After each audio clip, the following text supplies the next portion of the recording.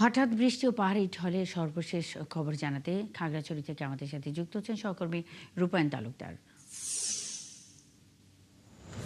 রূপায়ণ, আপনার জেলার বন্যার সর্বশেষ পরিস্থিতি কি জানাবেন? ভুক্তভোগীদের বিষয়ে জেলা প্রশাসন কি কোনো পদক্ষেপ নিয়েছে কিনা?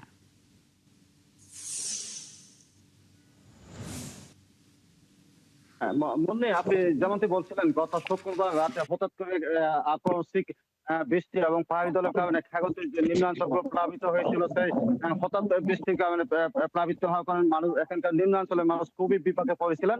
তো এই বিষয়টা নিয়ে গতকাল খাগড়াছড়ি জেলা প্রশাসক যারা ক্ষতিগ্রস্ত হয়েছেন তাদেরকে ক্ষতিগ্রস্ত এলাকা পরিদর্শন করেছেন।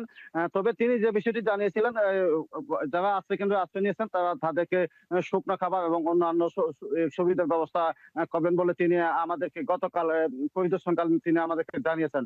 মুন্নি, তবে এই যে এখন খাগড়াছড়িতে পানিটা পুরোটাই কমে গেছে। তবে পানি আকস্মিক বন্যার ফলে খাগড়াছড়ি বিশেষ করে নিম্ন এলাকার মানুষ ডুবে গিয়েছিল হঠাৎ করে। তবে গতকাল থেকে পানি কমে গেছে, এখন আর কোনো পানি নেই। তবে মানুষজন গতকাল সন্ধ্যের দিকে বাড়িঘরে ফিরে গেছেন।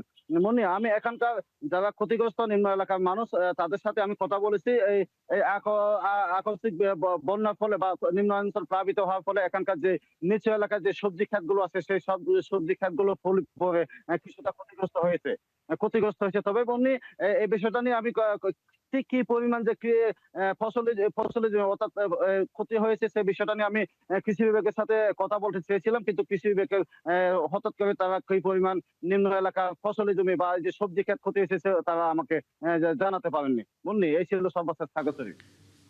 রূপায়ণ তালুকদার, অসংখ্য ধন্যবাদ। খবর রাখতে থাকুন। হঠাৎ বৃষ্টি ও পাহাড়ি ঢলের সর্বশেষ খবর জানাতে খাগড়াছড়ি থেকে রূপায়ণ তালুকদার যুক্ত ছিলেন।